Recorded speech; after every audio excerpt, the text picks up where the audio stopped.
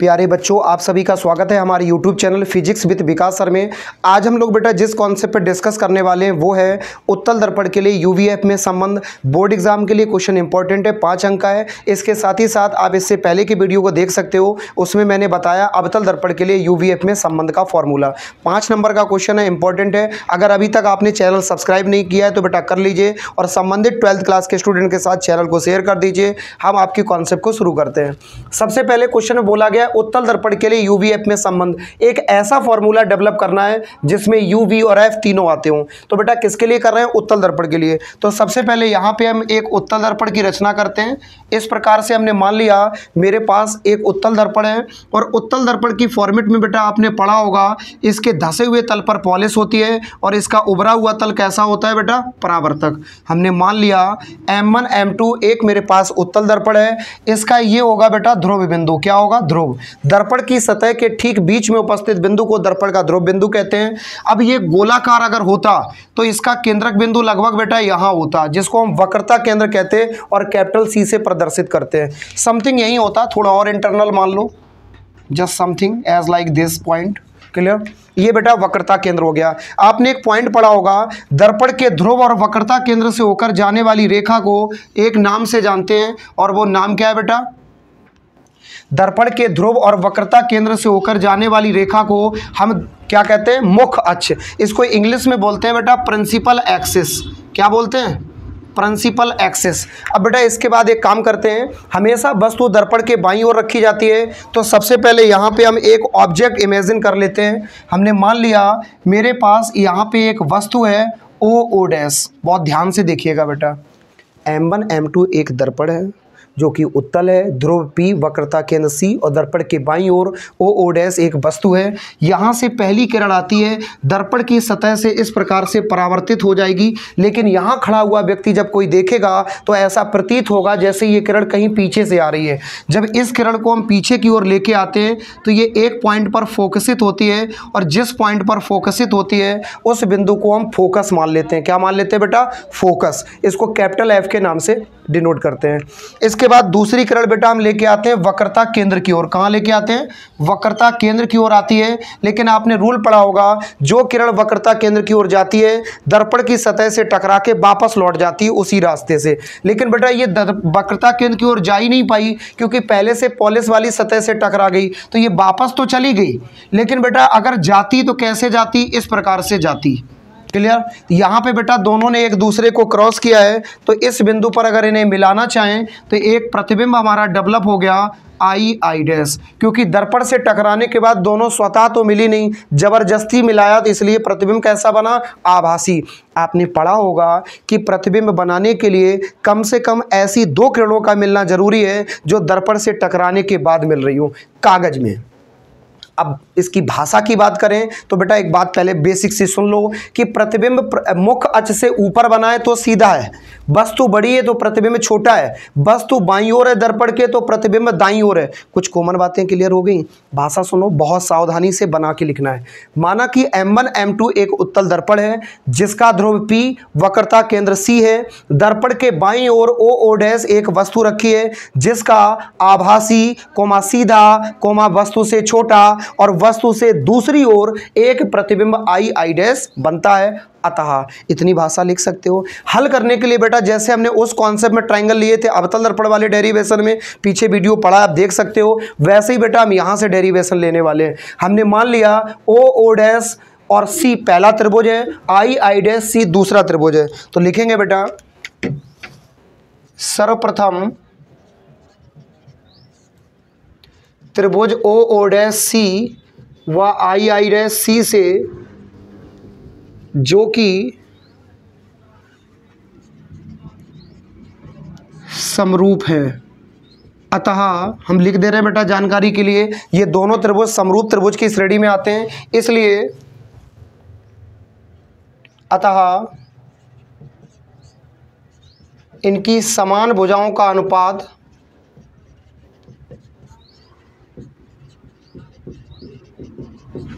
एक दूसरे के अनुपात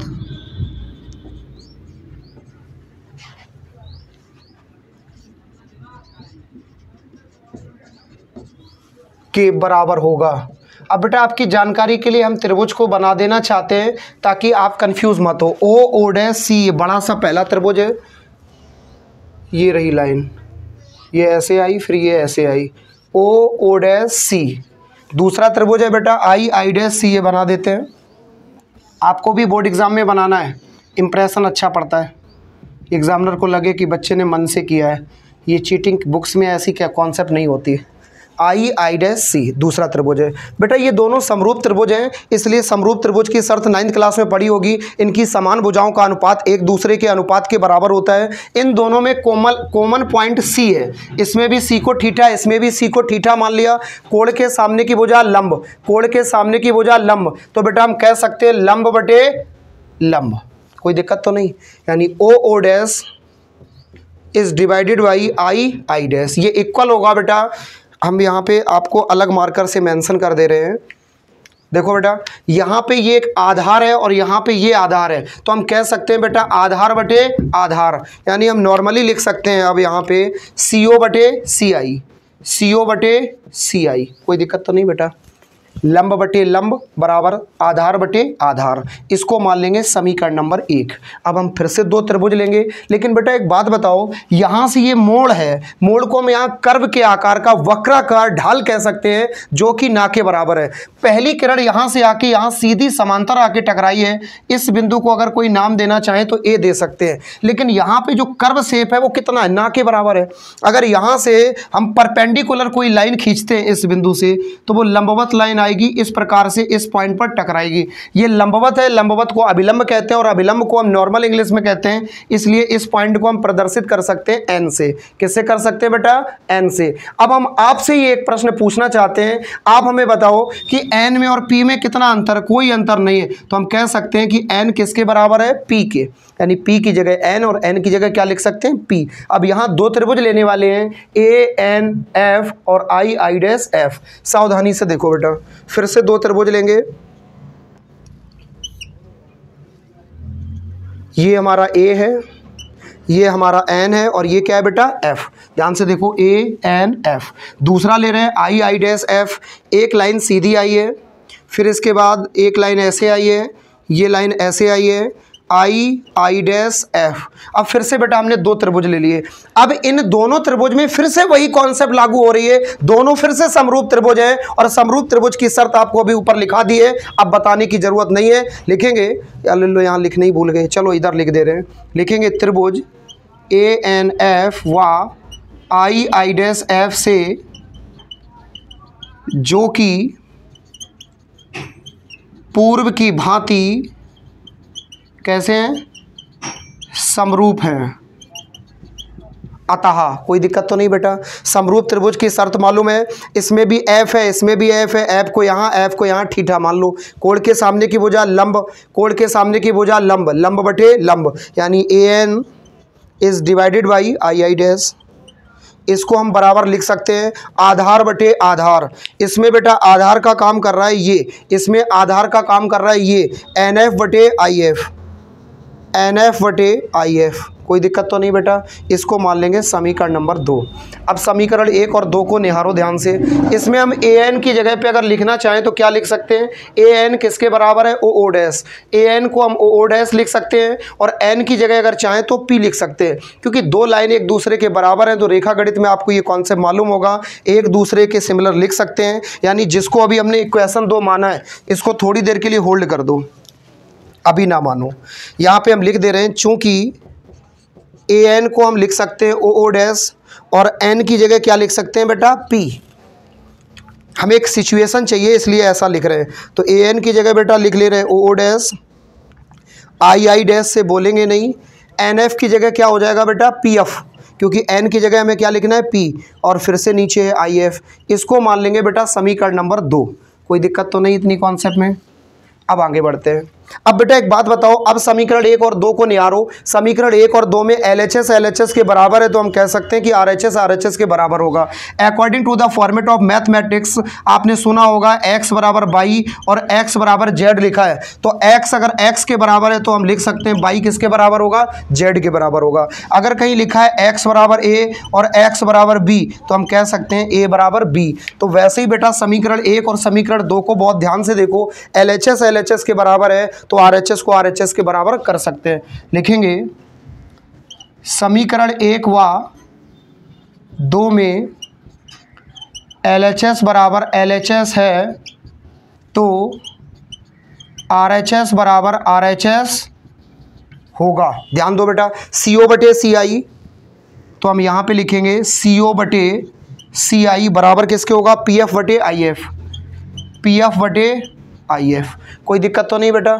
अब यहाँ पे हमें सबके मान रखने, क्योंकि CO का मतलब है C से O तक की दूरी, CI का मतलब है C से I तक की दूरी, PF का मतलब है P से F तक की दूरी, IF का मतलब है बेटा कहाँ गया IF कहाँ गया, हाँ I से F तक की दूरी।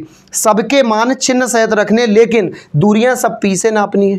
तो हमें सारे नियमों को पहले फॉलो करना है। पहले सब में P आना चाहिए, सब में, इसमें तो है, इसको छोड़ के सब में P लाओ। कैसे लाओगे, इसका रूप बदल के लिखेंगे। सबसे पहले बेटा CO को लिखना है, तो CO को हम क्या लिख सकते हैं, एक ऐसा फॉर्मेट बनाओ जिसमें C और O दोनों आते हों। तो देखो C यहाँ है, O यहाँ है, तो O को इस कोने में, C को इस कोने में, और दूरी कहाँ से नापनी, P से।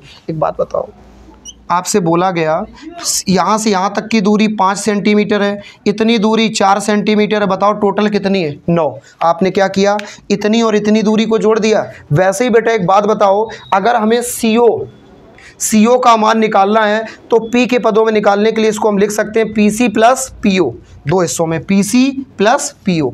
तो CO को हम लिखेंगे बेटा PC प्लस PO। CI को क्या लिखेंगे, इसी तरह से निकालना है CI। एक ऐसी लाइन बनाओ जिसमें C और I दोनों आ रहे हों। तो लो एक लाइन बना ली, C आ गया और I आ गया। कंपलसरी क्या है, P अनिवार्य है, क्योंकि सब दूरियां ध्रुव से मापी जाती है। अब बताओ बेटा, इतना मान चाहिए आपसे। एक टीचर बोला कि बेटा बताओ पूरी दूरी 10 सेंटीमीटर है, इतनी दूरी 4 सेंटीमीटर है, बची हुई कितनी है, पूरी 10, इतनी 4, बची हुई 6। 10 में से 4 घटा दिया, 6 बचा। अब हमें CI का मान चाहिए, तो हमने क्या किया, PC में से PI घटा दिया। पूरा क्या है बेटा PC, और थोड़ा कितना है PI, बचा हुआ क्या हो गया CI, यानी PC माइनस PI। अब बेटा अगर बात करें कि PF का मान क्या होगा, तो PF का मतलब है P से F तक की दूरी, जिसको हम फोकस दूरी के नाम से जानते हैं। इसका मान हमें पता है, इसलिए इसको हम ऐसे ही लिख देंगे। हम जब मान रखेंगे तो इसका डायरेक्ट रख लेंगे। अब आया बेटा IF का मान कितना होगा। IF का मान बनाने के लिए हम सिचुएशन बनाते हैं। सबसे पहले I लिख लो, एक F लिख लो। देखो ना बेटा, ये तो 2 कंपलसरी है, और ये P तो आपको पता है बादशाह है सबका, तो P को लिख लो। अब हमें बताओ बेटा, इतना मान चाहिए IF का। पूरी दूरी 10 है, इतनी दूरी 4 है, तो बची हुई कितनी, 6, क्योंकि पूरे 10 में से 4 घटा दो, कितना बचा, 6। अब हमें IF का मान चाहिए, हमने क्या किया, PF में से क्या घटा दिया, PI। तो बेटा यहाँ लिखेंगे PF माइनस PI। अब सबके मान रख लो बेटा। दर्पण का एक्चुअली नियम होता है, सारी दूरियां हमें ध्रुव से मापनी है, इसलिए हम इस पॉइंट से मीजर करने की वजह से सारी डिस्टेंसेस को हमने जिस पॉइंट से टारगेट किया वो हमारा पॉइंट क्या है, P। अब सारी दूरियों के मान लेकिन चिन्ह सहित रखने हैं। दर्पण में चिन्ह परिपाटी आपको मालूम है, हम बता देते हैं। इस लाइन के अगर समांतर चलते हैं तो लेफ्ट साइड की सारी दूरियां माइनस में और राइट साइड की सारी दूरियां प्लस में। लॉजिक क्लियर हो गया। इस बिंदु से इधर माइनस और इधर प्लस, दैट्स ऑल। लेकिन बेटा बोर्ड में हमने इंडिकेट तो की नहीं दूरियां, लॉक कर देते हैं। P से O तक की दूरी वस्तु तक की दूरी होती है, इसको क्या लिखेंगे, U। P से लेके I तक की दूरी प्रतिबिंब की दूरी होती है, इसको क्या लिखते हैं, V। P से लेके F तक की दूरी फोकस दूरी होती है, इसको क्या लिखते हैं, स्मॉल f। P से लेके C तक की दूरी वक्रता त्रिज्या होती है, इसको क्या लिखते हैं, R। इज्जत के साथ सारे मान रखो बेटा फॉर्मेट के साथ में। चलो पॉइंट से रखते हैं। सबसे पहले बेटा अगर हम PC का मान रखेंगे तो P से लेके C तक की दूरी कितनी है, R। लेकिन बेटा राइट साइड है तो किसका होगा, प्लस का, प्लस R। और फिर ये प्लस लगा लो। फिर क्या रखना है, PO। P से O तक की दूरी क्या है, U। लेकिन U किसका होगा, माइनस का, तो माइनस का U। PC फिर से P से C तक की दूरी क्या है, राइट साइड है तो R प्लस का होगा। ये तो बोनस वाला माइनस पहले से, ये पी आई, पी से आई तक की दूरी कितनी है बेटा वी, लेकिन राइट साइड की दूरी है तो किसकी होगी प्लस की। पी एफ, पी से एफ तक की दूरी स्मॉल एफ,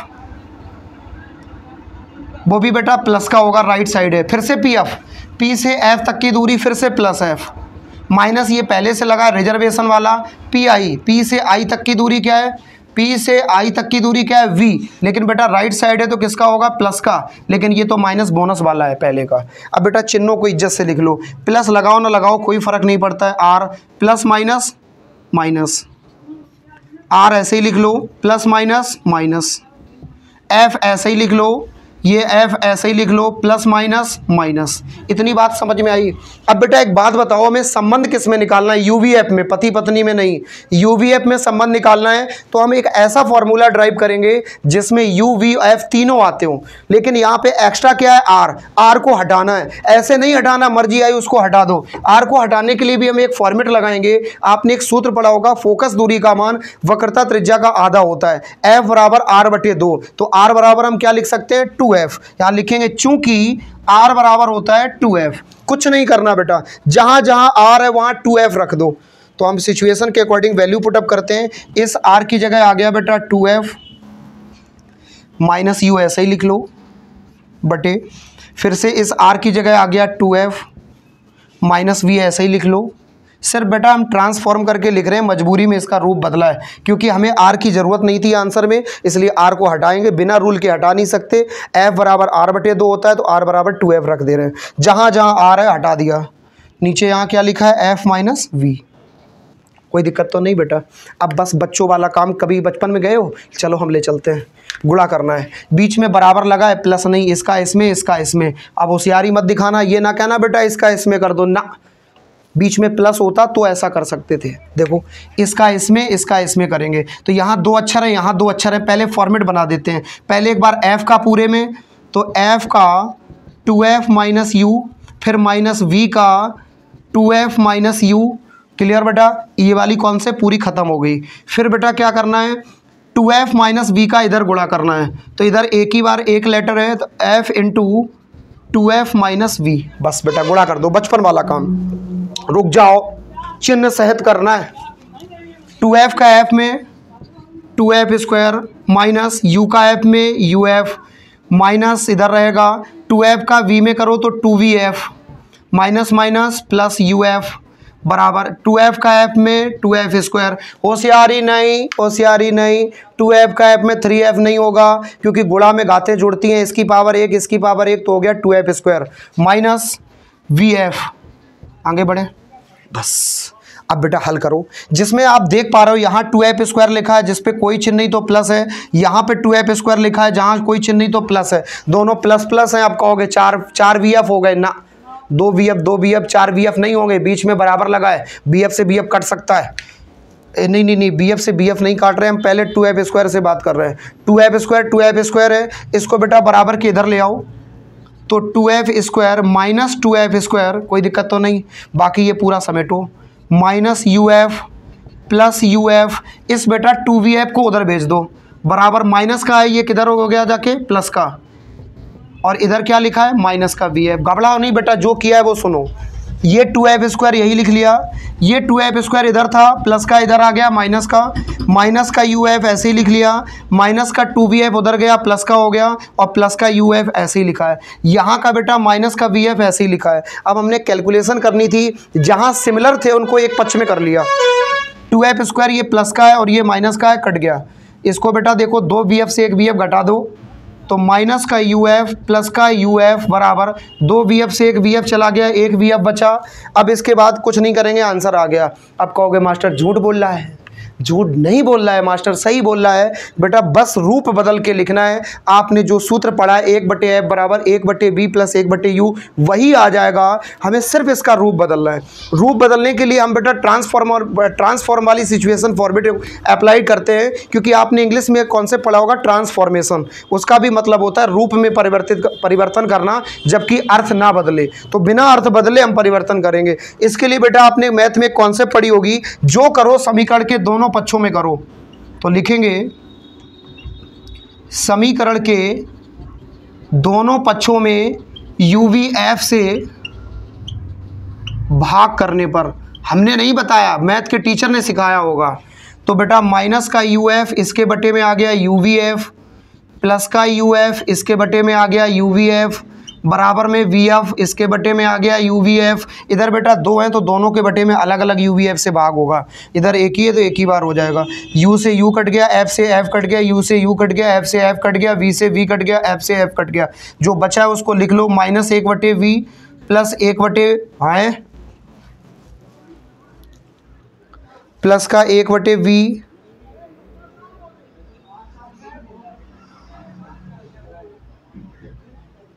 एक लेटर बेटा कहीं एरर आ रही है। देखो देखो देखो बेटा देखो, ये यहाँ पे हमने मल्टीप्लाई किया है, माइनस का 2VF हुआ था, फिर माइनस माइनस प्लस, ये मिस्टेक हो गई बेटा। देखो ध्यान से देखो, यहाँ पे क्या है UV होगा, हमने क्या लिख दिया UF। मिस्टेक होते पता नहीं चलता। इस जगह देखो बेटा, यहाँ UF की जगह पे क्या होगा, UV होगा, UV होगा, यानी यहाँ पे UF की जगह क्या होगा, UV होगा। क्लियर? यहाँ पे UF की जगह क्या होगा बेटा, UV होगा। यहाँ पे UF की जगह क्या होगा, UV होगा। बहुत सावधानी से करनी होती है बेटा कैलकुलेशन। यहाँ पे क्या होगा, UV होगा। इसके बाद ध्यान से देखो बेटा, U से U कटा तो यहाँ पे F बचा रहेगा और V से V कट जाएगा। यहाँ पे V से V कटा, F से F कटा। अब कोई दिक्कत नहीं बेटा, अब इस फॉर्मेट को कंप्लीट करो। -1/V प्लस 1/F इक्वल में क्या है, 1/U। बस दैट्स ऑल, डोंट वरी बेटा। नहीं आता तो हम काम करते हैं ना कहीं एरर होती, हम हैं, आपको घबराने की ज़रूरत नहीं। ये बेटा माइनस का 1/V उधर ले जाओ, किसका हो जाएगा, प्लस का। 1/F बराबर हम लिख सकते हैं 1/V प्लस 1/U। देखो बेटा कॉन्सेप्ट बन गई। ये माइनस का उधर गया प्लस का। आप उम्मीद करते हैं बेटा वीडियो आपको समझ में आया होगा। यहाँ पे F का मतलब फोकस दूरी, V का मतलब प्रतिबिंब की दूरी, U का मतलब वस्तु की तक की दूरी है। बेटा वीडियो को लाइक करना, चैनल को सब्सक्राइब करना और वीडियो को शेयर करना बिल्कुल भी ना भूलिए। 12th क्लास के संबंधित स्टूडेंट को अधिक से अधिक हमसे जोड़ने का प्रयास करिए। उम्मीद करते हैं बेटा वीडियो पसंद आया होगा और इसी प्रकार से आप अपने सिलेबस का कोई भी वीडियो देखने के लिए तत्काल रूप से हमसे जुड़ जाइए। स्क्रीनशॉट ले लीजिए।